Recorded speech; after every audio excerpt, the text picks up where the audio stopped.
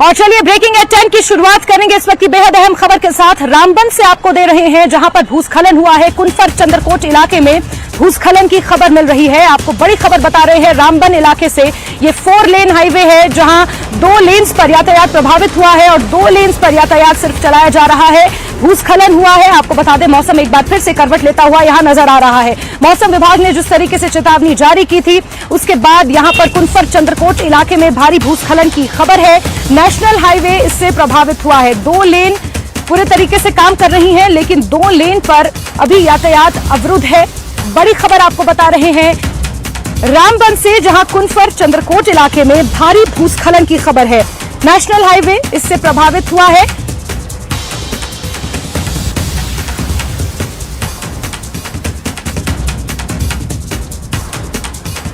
और बड़ी खबर आपको बता रहे हैं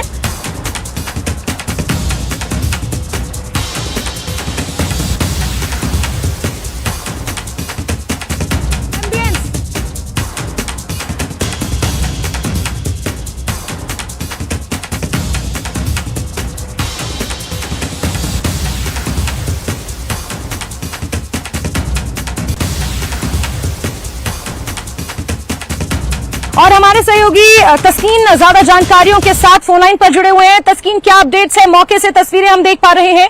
हाईवे पूरे तरीके से प्रभावित नजर आ रहा है। अभी मौके से क्या अपडेट्स हैं तस्कीन?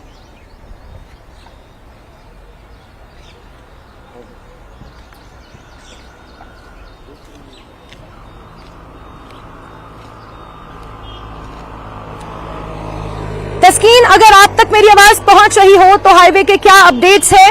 जिस तरीके से यहां पर भारी भूस्खलन हुआ है चलिए तस्कीन से हम दोबारा संपर्क करने की कोशिश करेंगे लेकिन इस बीच आपको तस्वीरें हम दिखा रहे हैं। रामबन से ये बड़ी खबर है और कुनफर चंद्रकोट इलाके के पास की ये तस्वीरें हैं जहां पर भूस्खलन की वजह से हाईवे अवरुद्ध हुआ है। ये 4 लेन हाईवे है जिसमें से 2 लेन्स अभी यहां पर चालू हैं और 2 लेन्स अवरुद्ध हुई हैं। बड़ी खबर देर रात की खबर है जहां भूस्खलन की वजह से ये हाईवे प्रभावित हुआ है।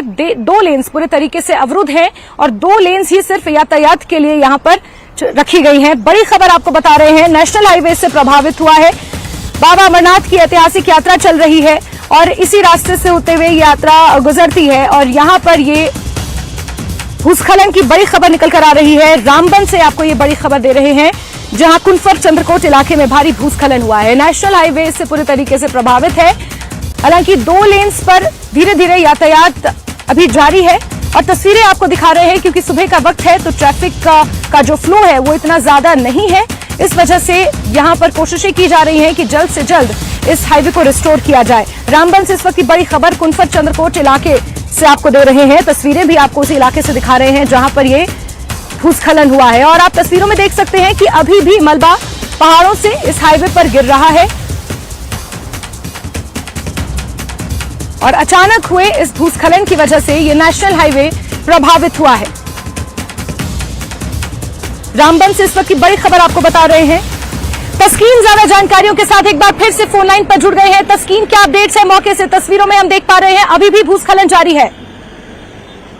ये जो स्लाइडिंग हुआ, भूस्खलन हुआ, ये जम्मू श्रीनगर नेशनल हाईवे पर नाशरी टनल से निकलने के बाद कुनफर एक इलाका आता है। कुनफर के पास ये हुआ है चंद्रकोट रामबन डिस्ट्रिक्ट में। तो लेकिन इससे जो सारा जो हाईवे पर ट्रैफिक है, जो यातायात है वो इफेक्टेड नहीं हुआ क्योंकि एक ही ट्यूब जो है 2 लेन का एक ट्यूब जो है वो इफेक्टेड हुआ है। उसको पूरी तरह से मलबे ने अपने नीचे ले आया है। लेकिन जो दूसरा ट्यूब है उस पर ट्रैफिक चल रहा है। इससे पहले ही यात्रा निकल चुकी थी जो कश्मीर की तरफ जा रही थी, दोनों जैसे जो पहलगाम और बालतल के रास्ते।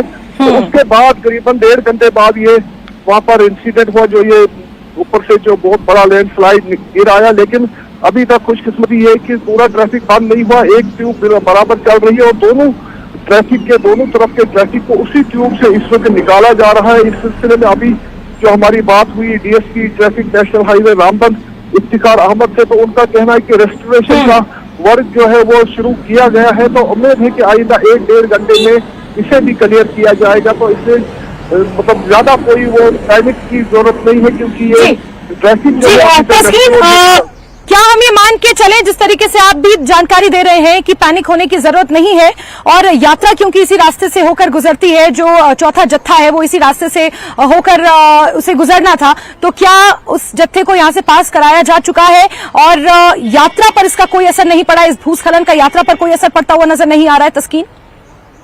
बिल्कुल, यात्रा बहुत पहले यहाँ से गुजर चुकी थी। ये सुबह के ही औकात में ये गुजरी थी वहां से यात्रा। तो ये जो इंसिडेंट उसके बाद करीबन 1.5 घंटे बाद या करीबन 9 के आसपास ये हुआ, जो ये स्लाइडिंग ऊपर से हो गया 8:30 पौने 9 के आसपास।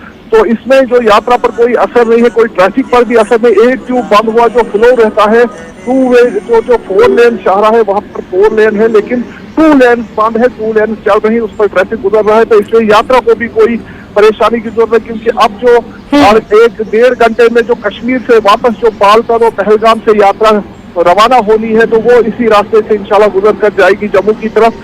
तो इससे फिलहाल रोड जो है ट्रैफिक के लिए काबिल है और यात्रा को भी कोई घबराने की जरूरत नहीं है। तो उससे पहले ही ये जो 2 वे जो है इसको 4 वे बनाने की उम्मीद है। ठीक है तस्कीन, नजर आप बना के रखें। बहुत शुक्रिया हमसे जुड़ने के लिए और तमाम जानकारियां दर्शकों तक पहुंचाने के लिए। तो आपको बता दें कि यात्रा पर इस भूस्खलन का कोई असर नहीं हुआ है। यात्रा इस रास्ते से बहुत पहले ही गुजर चुकी है और इस हाईवे को रिस्टोर करने की पूरी कोशिशें की जा रही हैं।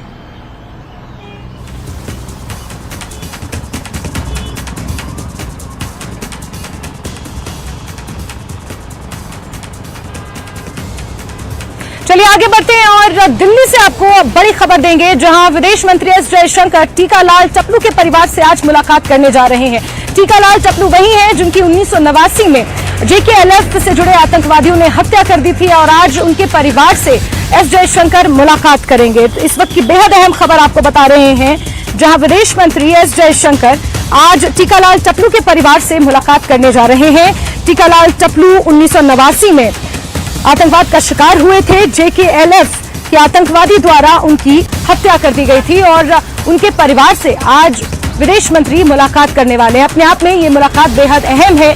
1989 का वो दौर जब कश्मीर आतंकवाद का दंश झेल रहा था, आतंकवाद अपने चरम पर था, उसी दौरान JKLF ने टीकालाल टपलू की हत्या कर दी थी और उन्हीं के परिवार से आज मुलाकात करने विदेश मंत्री एस जयशंकर पहुंचने वाले हैं। ये मुलाकात कितनी अहम रहेगी, क्या कुछ इस मुलाकात से निकल कर आएगा, देखना अपने आप में काफी महत्वपूर्ण होगा। और मुलाकात जब होगी, उस मुलाकात में क्या कुछ होगा, किस तरीके से बातचीत की जाएगी और टीकालाल टपलू के परिवार को अपना पक्ष रखने का जब मौका मिलेगा, ये देखना अपने आप में काफी अहम होगा। एस जयशंकर आज ये मुलाकात करेंगे।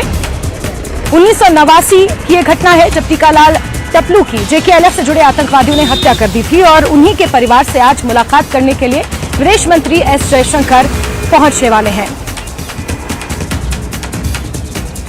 और सीधे रुक करते हैं हमारे सहयोगी खुर्रम का ज्यादा जानकारियों के साथ इस खबर पर जुड़ गए हैं। खुर्रम, क्या अपडेट्स हैं, कितने बजे विदेश मंत्री ये मुलाकात करेंगे और क्या कुछ मुख्य एजेंडा इस मुलाकात का रहने वाला है?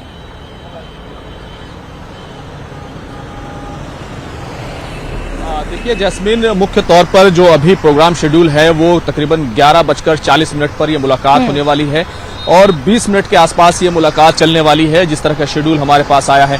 लेकिन अगर आप इस पूरी बड़ी तस्वीर को देखें तो भारतीय जनता पार्टी जिस तरीके से पूरे देश में महाजनसंपर्क अभियान चला रही है, उसी की एक कड़ी में इसको भी देखा जा रहा है, जिसमें एस जयशंकर जी के साथ जो यहाँ के सांसद हैं वो यहाँ पर मौजूद रहेंगे और इसी के साथ वीरेंद्र सचदेवा जो दिल्ली भारतीय जनता पार्टी के अध्यक्ष हैं वो भी उनके साथ मौजूद रहने वाले हैं। लेकिन बड़ी तस्वीर अगर देखें तो सरकार कहीं ना कहीं ये मैसेज देना चाहती है कि वो कश्मीरी पंडितों की जो दिक्कतें हैं, उनके जो मसले मसाइल हैं, वो जिस तरीके से जो तमाम इंसाफ का इशू है, ये तमाम जो मुद्दे वो उठाते रहे हैं, वो सरकार न सिर्फ उसको समझती है बल्कि उनके साथ कांधे से कांधा लगाकर जो है वो खड़ी हुई है। तो एक बड़ा मैसेज देने की कोशिश है। टीकालाल टपलू की जो फैमिली है, अगर देखें 14 सितंबर 1989 की टीकालाल टपलू जो भारतीय जनता पार्टी की जो प्रादेशिक इकाई थी उसके उपाध्यक्ष थे, उनकी जब हत्या हुई और इस हत्या से ही वो ट्रिगर दब गया था, जिसके बाद न सिर्फ आतंकी घटनाएं जो है वो लगातार बढ़ती गई, टारगेट किलिंग हुई और उसके बाद लाखों कश्मीरी कश्मीरी पंडितों को जो है पलायन करना पड़ा, वादी को छोड़ना पड़ा, और आज भी वो घर वापसी के लिए न सिर्फ इंसाफी गुहार लगा रहे हैं बल्कि साथ ही साथ वो चाहते हैं कि वहां पर उनके लिए कोई किसी तरीके से उनको उनके वतन लौटाया जाए। ये तमाम बातें हैं, लेकिन बड़ा मैसेज यही है कि भारतीय जनता पार्टी 2024 चुनाव को लेकर महाजनसंपर्क अभियान चला रही है। 2019 में भी हमने ये तमाम चीजें देखी थी। आज मुलाकात होगी और सरकार एक तरीके से आश्वासन देगी कि वहां पर जिस तरीके से कश्मीरी पंडितों के साथ हुआ उसमें भारतीय जनता पार्टी का जो रुख रहा है उस रुख पर भारतीय जनता पार्टी आज भी कायम है और काम कर रही है। जहां तक जो आशुतोष टपलू की बात है, वो इससे पहले इस तरह इंसाफ की गुहार लगाते हुए सुप्रीम कोर्ट गए थे और उन्होंने कहा था कि एक एसआईटी बना करके, जिस तरीके से पंजाब में सिखों का जो नरसंहार हुआ उसकी एसआईटी बनाकर जांच कराई गई, ऐसी एसआईटी बनाकर जांच कराई जाए। वतन वापसी का मसला है, वादी वापसी का मसला है, और इसी तरीके से कश्मीरी पंडितों के जो इंसाफ का जो सबसे बड़ा मुद्दा है, नरसंहार घोषित करना, ये तमाम चीजें हैं। आशुतोष टपलू से जब हमने पिछली बार बात की तो उन्होंने कहा था उनके पास एफआईआर तक नहीं है, उनके पिताजी जो भारतीय जनता पार्टी के खुद नेता थे उनकी हत्या का कोई प्रमाण नहीं है। ये तमाम बातें हैं, तो ये तमाम मुद्दे आशुतोष टपलू की तरफ से उठाए जा सकते हैं, लेकिन बड़ी तस्वीर यह है कि 2024 में जो चुनाव होने वाला है उसे भारतीय जनता पार्टी जनसंपर्क अभियान के तहत आशुतोष टपलू से मिलेगी और कश्मीरी क्योंकि 1989 का वो दौर था जब इस तरीके से तमाम कश्मीरी पंडितों की हत्या कर दी गई थी और आतंकवाद अपने चरम पर था, दहशतगर्द घाटी में फैलाई जा रही थी, और तभी ये जो टारगेट किलिंग जो शब्द का हम बार बार जिक्र करते हैं, ये टारगेट किलिंग उसी वक्त अस्तित्व में भी आया था खुर्रम। और क्योंकि जिस तरीके से आपने कहा कि विदेश मंत्री आज मुलाकात करने वाले हैं, 20 मिनट तक ये मुलाकात चलेगी और टीकालाल टपलू के जो परिवार के जो लोग हैं, परिजन जो हैं, वो अपनी बात उनके सामने रखेंगे और किस तरीके से ये मुलाकात रहती है देखना अपने आप में काफी महत्वपूर्ण होगा।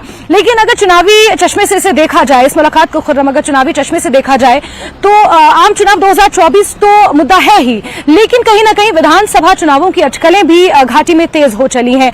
तो क्या इस नजरिए से भी इसे देखा जा सकता है कि कहीं ना कहीं कश्मीरी पंडितों को साधने की ये एक कोशिश भाजपा द्वारा हो रही है खुर्रम?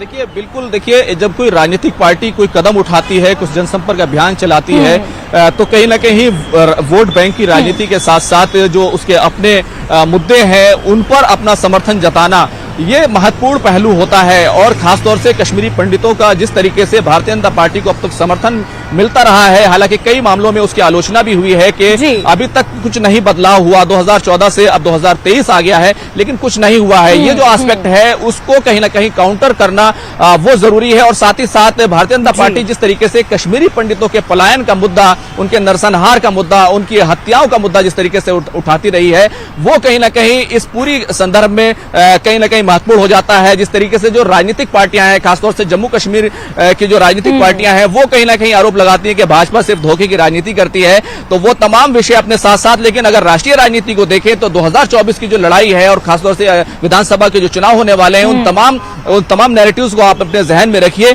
और ये समझिए कि भारतीय जनता पार्टी तमाम उन सबको काउंटर कर रही है। अगर आप देखें तो ये जो पूरा टीकालाल टपलू की हत्या का जो एक तरीके से घटना हुई थी, जम्मू कश्मीर लिबरेशन फ्रंट जिसने जो है जो कश्मीर को भारत से अलग करना चाहता था, ये तमाम घटनाएं उसने जो है अंजाम दी, उसकी तरफ से तमाम बातें हुई। लेकिन अभी तक इस मामले में, यही मामला नहीं बल्कि हमने बहुत सारे कश्मीरी पंडितों की हत्याओं के मामले देखे हैं, जैसे वीरेंद्र कौल प्रेमी का मामला हो या फिर दूसरे जो तमाम लोग हों, उनकी हत्याओं को लेकर के अभी तक भी कोई ऐसी चीज नहीं हो पाई है कि जिसे इंसाफ कहा जाए। आज भी तमाम कश्मीरी पंडित ये चाहते हैं कि उन हत्याओं की न सिर्फ जांच हो पूरे तौर से।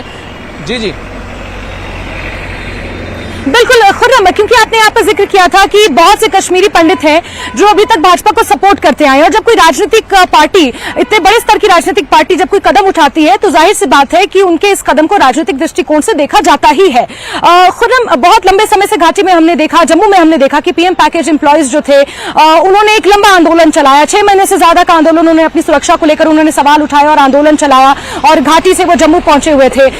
उस पर कोई अभी तक एक्शन नहीं लिया गया, कोई ठोस कदम उस पर अभी तक नहीं उठाए गए हैं और चुनाव नजदीक है। क्योंकि काउंटर का आपने जिक्र किया था, तो क्या यही वो तमाम चीजें हैं जिनको काउंटर करने के लिए भाजपा इस तरीके के कदम उठाती हुई नजर आ रही है खुर्रम?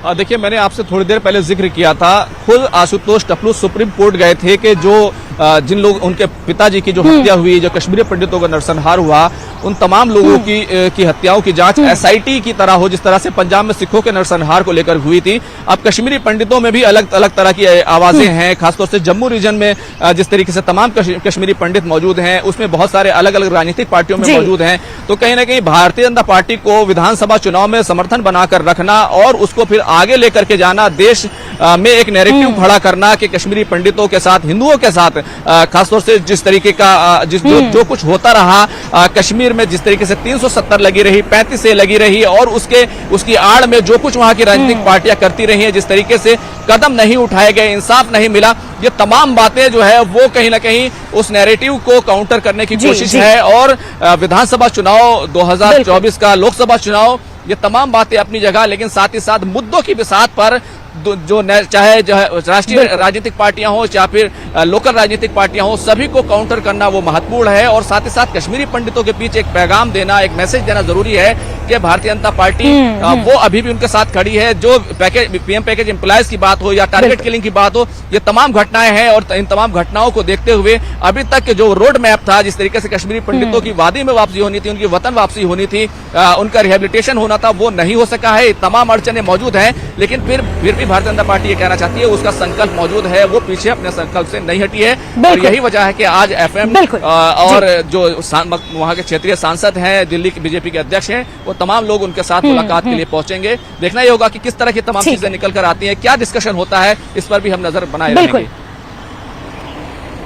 बिल्कुल खुर्रम, और तय स्केड्यूल के मुताबिक लगभग 20 मिनट तक ये मुलाकात चलेगी। आप नजर बना के रखें, जुड़ेंगे आपसे, जानकारियां लेंगे। खुर्रम, फिलहाल के लिए आपका बहुत बहुत शुक्रिया। और आगे बढ़ेंगे खबरों में, अमरनाथ यात्रा से जुड़ी हुई आपको बड़ी खबर देंगे, लेकिन उससे पहले वक्त एक बहुत छोटे से ब्रेक का।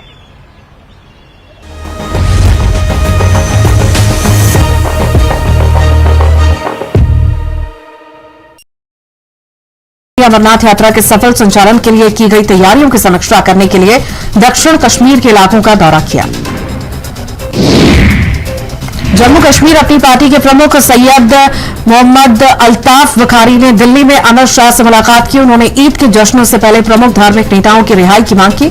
साथ ही उन्होंने जम्मू कश्मीर में विधानसभा चुनाव की समय पर घोषणा की मांग की है।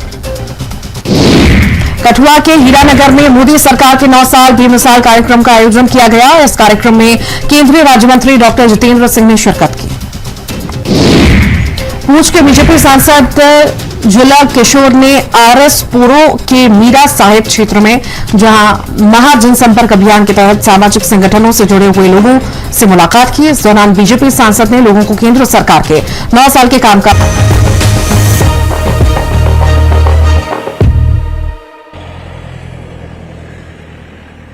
ब्रेक के बाद एक बार फिर से आपका स्वागत है। और श्रीनगर की इन खूबसूरत वादियों से आज हम आपको तमाम खबरें बता रहे हैं, और बड़ी खबर का रुख करेंगे। अमरनाथ यात्रा से जुड़ी हुई बड़ी खबर है, जहां चौथा जत्था जम्मू के यात्री निवास से रवाना हो चुका है। 4000 से ज्यादा तीर्थयात्री इस चौथे जत्थे में शामिल हैं। आपको बता दें, 4758 तीर्थयात्री इस चौथे जत्थे में जम्मू यात्री निवास से रवाना हुए हैं।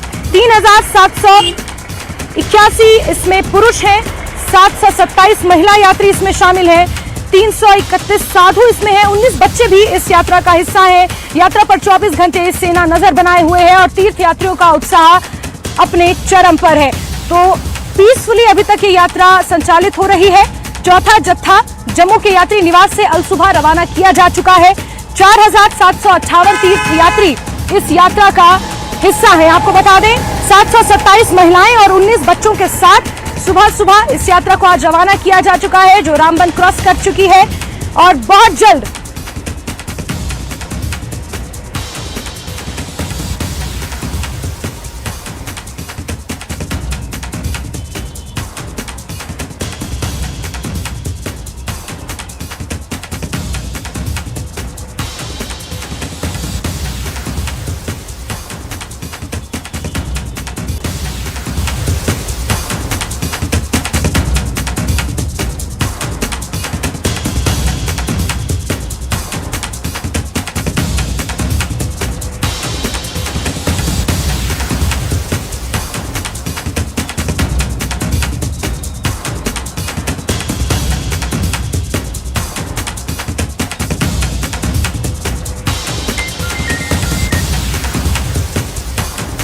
बड़ी खबर आपको बता रहे हैं,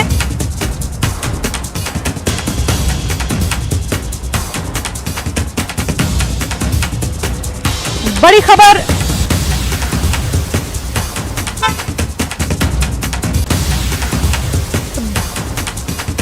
आपको बता रहे हैं, जहां यात्रियों का चौथा जत्था रवाना किया जा चुका है। अल सुबह जम्मू से 4,758 तीर्थ यात्रियों का यह जत्था रवाना किया जा चुका है।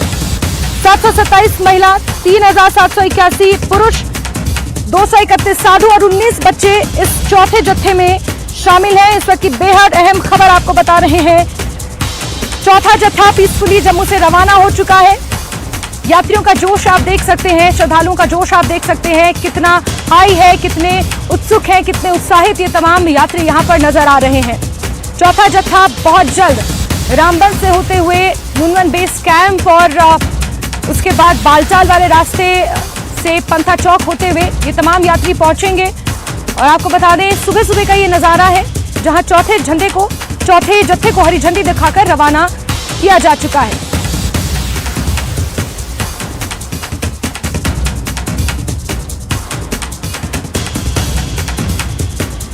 और बड़ी खबर आपको बता रहे हैं, अमरनाथ यात्रा से जुड़ी हुई सेना इस पूरी यात्रा पर नजर बनाए हुए है। राजन हमारे सहयोगी सीधे इस खबर पर ज्यादा जानकारियों के साथ जुड़ गए हैं।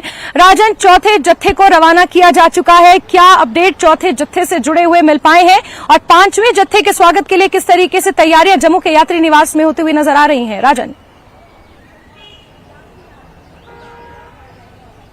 जी बिल्कुल, मैं आपको बता दूं कि कुल 4,758 जो श्रद्धालु हैं वो दोनों पहलगाम और बालटाल रूट के लिए आज जम्मू यात्री निवास भवन से जा चुके हैं, जिसमें साधु, बच्चे और बड़े बुजुर्ग और महिलाएं भी शामिल हैं। और ये अब पांचवें जो जत्थे के लिए जो कल यहां से जाएंगे बालटाल और पहलगाम रूट के लिए, आप ये देख सकते हैं कि लंबी लंबी लाइनें यहां पे सुबह से ही लगी हुई हैं।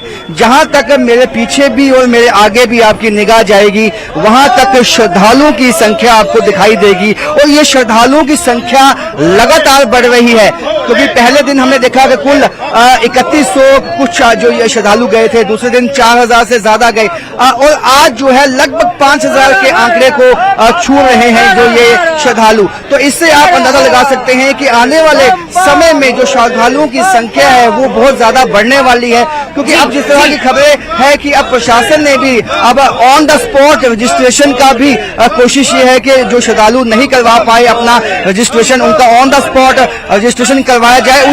उससे भी काफी उत्साहित है श्रद्धालु, और श्रद्धालु देश के कोने कोने से यहाँ पे पहुंच रहे हैं। हमने सुबह से जब बात की है कि कोई ऐसा कोना नहीं है देश का जहाँ से श्रद्धालु यहाँ पे नहीं पहुंचे हैं, चाहे वो दिल्ली है, यूपी है, मध्य प्रदेश है, गुजरात है, बंगाल है और तमाम जगह से। कहाँ से आए हैं आप?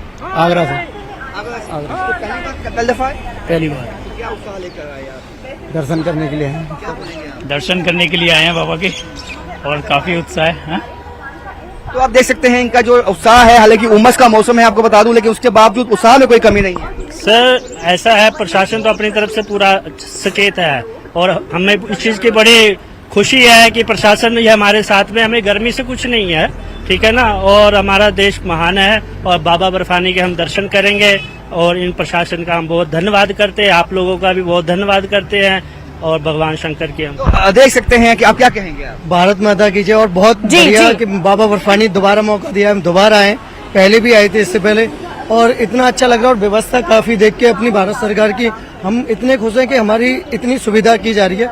जो भी हम टूर पे जाएंगे, जो हमारा जत्था निकलेगा, वहाँ भी हमें बहुत व्यवस्था बहुत अच्छी मिलती है, जो कि पूरे रास्ते में सारी चीजों का ध्यान रखा जाता है, सारी चेकिंग वगैरह, वो सारी व्यवस्था इतनी बढ़िया रहती है। तो आप खुश हैं और आगे भी आने का मौका बर्फानी। तो खुश हैं ये जनता जो है, जो देश के कोने कोने से श्रद्धालु जो यहाँ पे आए हैं वो खुश हैं, क्योंकि यहाँ पे जम्मू म्युनिसिपल कॉर्पोरेशन की तरफ से भी अब पानी की जो है वो टैंकर्स लगा दिए गए हैं, यानी कि जो श्रद्धालु लाइन में लगे हुए हैं उनको भी अगर पानी पीने की व्यवस्था जो यात्री निवास के बाहर जो है वो भी कर दी गई है। और यात्री निवास के बाहर एकदम से इसको सील किया हुआ है, यानी कि आप देख सकते हैं जो छोटी छोटी पिकेट्स बनाई हुई है सीआरपीएफ की, ये पिकेट इसलिए बनाई है और ये तमाम इलाके को सील कर दिया गया है, कंटीली तारें जो हैं वो यहाँ पे इंस्टॉल कर दी गई हैं। और लेकिन सामने आप देखें तो वहाँ पे ये लोकल लोग हैं, ये लोकल लोग भी पानी की कई शबील लगाते हैं या पानी के लंगर लगाया जाता है इनके लिए। और कई दुकानदार जो हैं वो काफी पसंद है, काफी खुश हैं। उनका कहना है कि जब यात्री यहाँ पे आ रहे हैं उनका जो कामकाज है वो बहुत अच्छा हो गया है। जैसे मैंने पहले बताया था, ये स्क्रीन है, इस स्क्रीन में तमाम जो मंदिर हैं जम्मू के वो दर्शाए गए हैं। ये आप देख सकते हैं, ये पाडर में डोडा में जो मचेल माता का मंदिर है वो दर्शाया गया है। और ये जब श्रद्धालु लाइन में लगे होते हैं तो इनकी जो निगाह होती है वो स्क्रीन पे होती है। इसमें कोई दो राय नहीं है। और ये बार बार कहा जा रहा है कि लोकल लोगों के सहयोग के बिना, उनकी कोऑपरेशन के बिना ये इतनी ऐतिहासिक बाबा अमरनाथ की यात्रा संभव नहीं है। और उसी की तस्वीरें भी सामने आ रही हैं। यात्री निवास जम्मू में बाहर जिस तरीके से व्यवस्थाएं लोकल लोगों ने कर रखी हैं वो अपने आप में कहीं ना कहीं सराहनीय है। राजन, कोई औपचारिक आंकड़ा अभी तक सामने आया है कि कितने यात्री दर्शन कर चुके हैं, कितने यात्री अभी पहुंचे हुए हैं, और इन 4 जत्थों का कोई औपचारिक आंकड़ा सामने आया हो? राजन,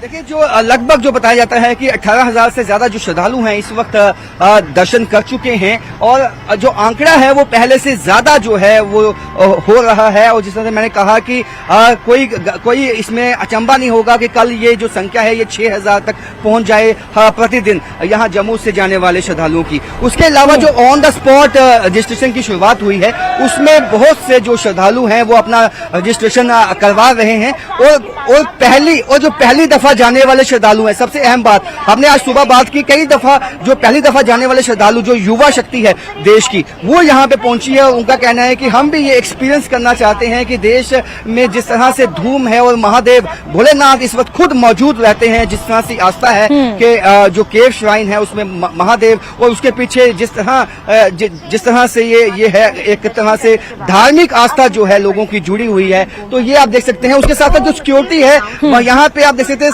सादी ड्रेस में भी कई सिक्योरिटी पर्सनल्स हैं जो यहाँ पे गाड़ियों की जो चेकिंग करते हैं। और किसी भी शख्स को जो है चेकिंग के बिना यहाँ से अंदर जाने की अनुमति नहीं है। ये आप देख सकते हैं कि जिस तरह का ये सिक्योरिटी चेक है ये अपने आप में काफी अहम है, क्योंकि अब जो मीडिया कर्मी है चाहे कोई भी है उसको बिना सिक्योरिटी के चेक के अंदर नहीं जाने दिया जा रहा है। ये सब सिक्योरिटी के जो जवान है ये यहाँ पे मुस्तैद है, दिन रात जो है इनकी ड्यूटी लगी हुई है यहाँ पे। लेकिन इनका भी कहना है कि इनकी प्राथमिकता ये है कि श्रद्धालुओं को किस तरह से सिक्योरिटी मुहैया हो और किसी तरह की चूक ना हो, ये काफी अहम है। और इनका जो रवैया है श्रद्धालुओं के लिए वो भी बहुत अच्छा है। उस श्रद्धालुओं से बात की, उनका कहना था कि सिक्योरिटी चेक है, लेकिन जिस तरह से हमें सहयोग दिया गया है सिक्योरिटी पर्सनल की तरफ से ये भी बहुत अच्छा है। क्योंकि ऐसा नहीं है कि कोई बहुत ही प्यार के साथ इनको ये बताया गया है कि ये सिक्योरिटी आप लोगों के लिए है, ये किसी अन्य लोगों, यदि आप सहयोग देंगे तभी आपकी जो सिक्योरिटी है उसको हम यकीनी बना पाएंगे। जी बिल्कुल राजन, यहाँ पर थोड़ा सहयोग आम जनता का, थोड़ा सहयोग सिक्योरिटी फोर्सेस का, थोड़ा सहयोग यात्रियों का, और कुल मिलाकर ये यात्रा बेहद खूबसूरत तरीके से संचालित की जा रही है। राजन, 5वें जत्थे को यहाँ से रवाना करने की तैयारियां हो रही हैं। श्रद्धालु भारी संख्या में दूर दराज से पहुंच रहे हैं और बाबा अमरनाथ की यात्रा बेहद खूबसूरत तरीके से इस वक्त देखने को मिल रही है। राजन, आपके साथ कुछ लोग हैं बातचीत करने के लिए? बिल्कुल मैं आपको बता दूं कि ये अभी एम्बुलेंस है, इसको भी यहाँ पे बेस कैंप में कुछ एम्बुलेंस को भी रखा गया है ताकि कोई मेडिकल इमरजेंसी हो तो इनको क्या कहेंगे आप? बिल्कुल, यात्रा को लेकर हम लोग बहुत उत्साहित हैं, घूमने जा रहे हैं बाबा अमरनाथ और बहुत अच्छा लग रहा है हम लोगों को अमरनाथ घूमने में। इटावा से, यूपी से। आप कहाँ से? यूपी से सर। क्या कहेंगे?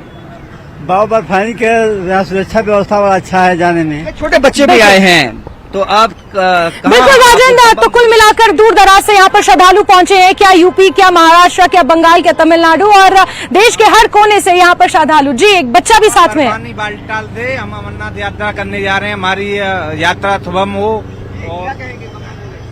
बम बम बोले, बम बम भोले सबकी जुबान पे है, और क्यों ना हो, क्योंकि ये यात्रा ही ऐसी है कि महादेव के जो बम बम भोले से एक तरह से उत्साह भी अंदर पैदा होता है, जो थकान है वो खत्म हो जाती है। जी, क्या कहेंगे? बिल्कुल, हम बस यही कहेंगे कि एक दूसरी दुनिया में हम लोग जा रहे हैं, बस प्रभु हम लोग को सही सलामत दर्शन दे, उसके बाद बाबा बर्फानी की शक्ति को कौन नहीं जानता। ये आप काफी उम्र से गर्मी है, लेकिन आप बिल्कुल राजन, बच्चे बूढ़े जवान महिलाएं सब इस यात्रा का हिस्सा हैं और बेहद उत्साहित हैं इस यात्रा के लिए। राजन, आप नजर बना के रखें। बहुत शुक्रिया इस बातचीत के लिए और तमाम जानकारियों के लिए राजन।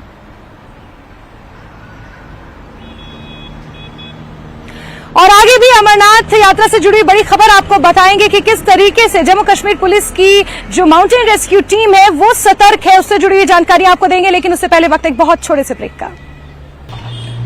और चलिए आगे बढ़ते हैं खबरों में और अब हिमाचल की खबरों का भी रुख करेंगे, जहां पर राजनीति अपने चरम पर है और अब सेब पर भी हिमाचल प्रदेश में राजनीति होने लगी है। बीजेपी ने सुक्खू सरकार पर इसको लेकर निशाना साधा है। उन्होंने कहा है कि सेब के जो रेट तय किए जा रहे हैं वो अपने मन से ही सरकार तय कर रही है। जो 22 किलो की 24 किलो की जो सेब की पेटी है उसके भाव 22 किलो की पेटी के हिसाब से दिए जा रहे हैं। बागवानों के साथ ये न्याय नहीं है और बीजेपी ने इसको लेकर निशाना साधा है। बड़ी खबर आपको बता रहे हैं, जहां हिमाचल प्रदेश में सेब को लेकर सियासत तेज है। बीजेपी ने सुक्खू सरकार को इसको लेकर निशाना बनाया है। 24 किलो सेब की पेटी का 22 किलो के हिसाब से दाम मिल रहा है, ये आरोप लगाया है। सरकार ने बिना सोचे समझे पेटी का वजन अपनी मर्जी से 24 किलो तय कर दिया है, ये आरोप भाजपा ने लगाए हैं। और एपीएससी 2005 अक्षरश लागू किया जाए, ये भी भाजपा ने यहां पर मांग की है। तो सुक्खू सरकार पर लगातार भाजपा निशाने साध रही है और अब सेब पर सियासत हिमाचल प्रदेश में तेज हो चली है। भाजपा ये आरोप लगा रही है कि जो 24 किलो की जो सेब की पेटी है, सरकार ने उसे अपनी मर्जी से उसका वजन तय किया है, बिना बागवानों से किसानों से बातचीत किए 24 किलो अपनी मर्जी से ही सेब की पेटी का जो वजन है वो तय कर दिया गया है और उसका रेट 22 किलो के हिसाब से दिया जा रहा है। बागवानों के साथ ये न्याय नहीं है, उनके साथ अन्याय हो रहा है। इस तरीके के आरोप भाजपा ने सुक्खू सरकार पर लगाए हैं।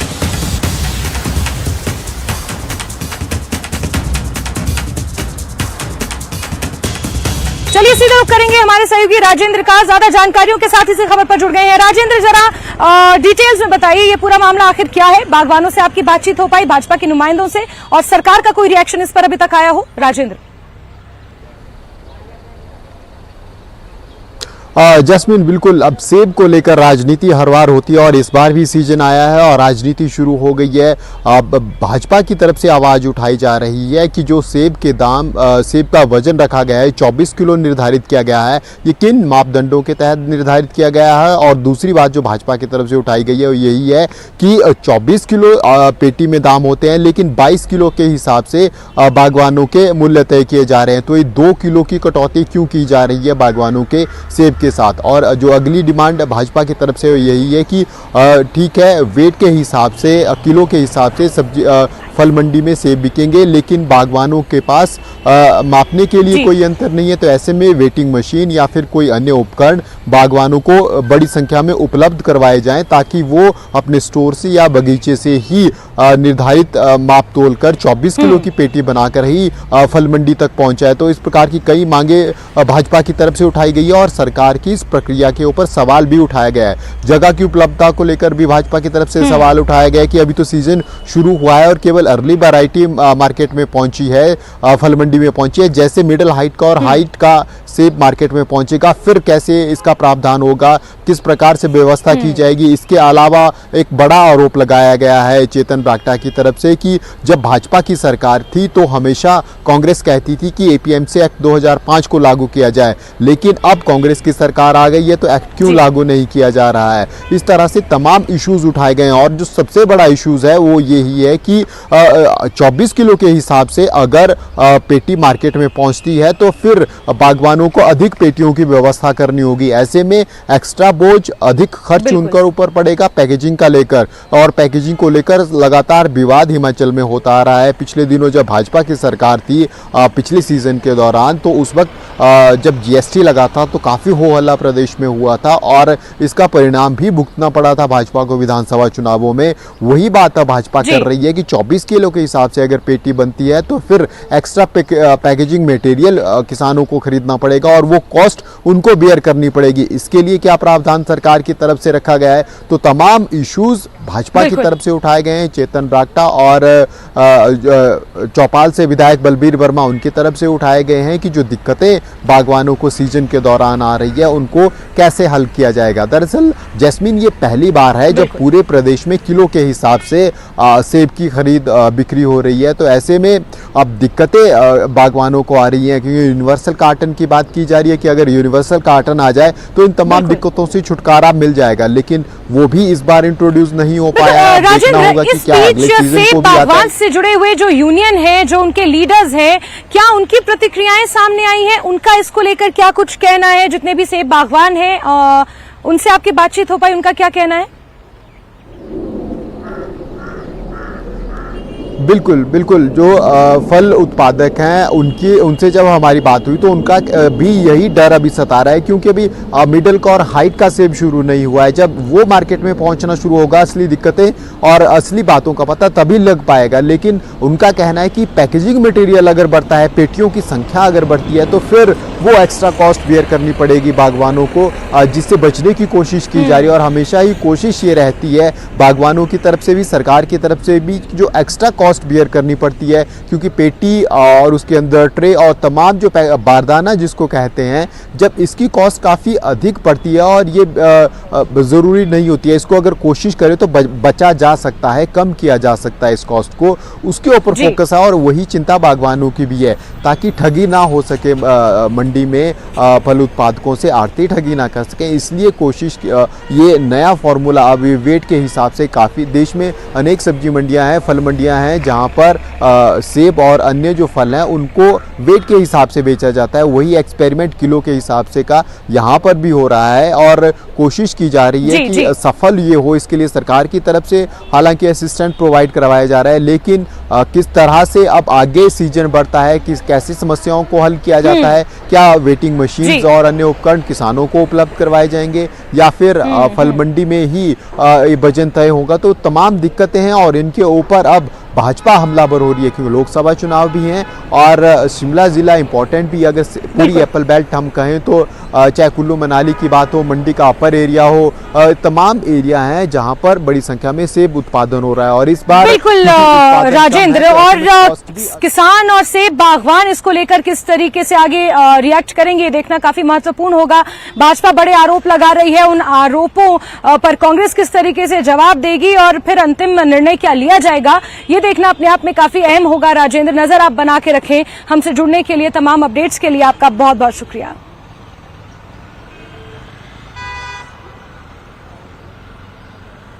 चलिए आगे बढ़ेंगे खबरों में और बात एक बेहद अहम खबर की करेंगे, जहां प्रधानमंत्री नरेंद्र मोदी के आवास के ऊपर एक संदिग्ध ड्रोन जैसी चीज उड़ती हुई नजर आई। सुबह 5 बजे की यह घटना है और आपको ये बता दें कि प्रधानमंत्री आवास के आसपास का जो इलाका है और उनके आवास पर नो फ्लाई जोन है। और उसके बाद जब एसपीजी ने दिल्ली पुलिस को इसकी सूचना दी तो सुबह 5 बजे दिल्ली पुलिस सतर्क हुई और फिर वहां पर छानबीन शुरू की गई।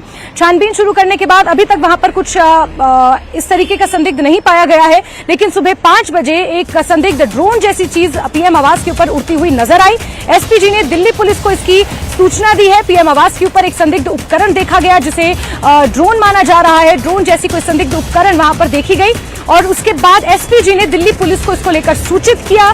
दिल्ली पुलिस सुबह 5 बजे से ही वहां पर छानबीन में जुटी हुई थी, लेकिन जो अपडेट निकल कर आया है, दिल्ली पुलिस को वहां पर ऐसा कुछ नहीं मिला है। सुबह 5 बजे की घटना है। साथ ही आपको ये बता दें कि प्रधानमंत्री आवास के ऊपर नो फ्लाई जोन है। पीएम आवास का जो इलाका है वो नो फ्लाई जोन है और वहां पर एक संदिग्ध उपकरण देखा गया जिसे ड्रोन माना जा रहा है। एसपीजी ने दिल्ली पुलिस को इसको लेकर सूचित कर दिया है। छानबीन वहां पर की जा रही है, लेकिन अभी तक इस तरीके का संदिग्ध कुछ वहां पर पकड़ा नहीं गया है।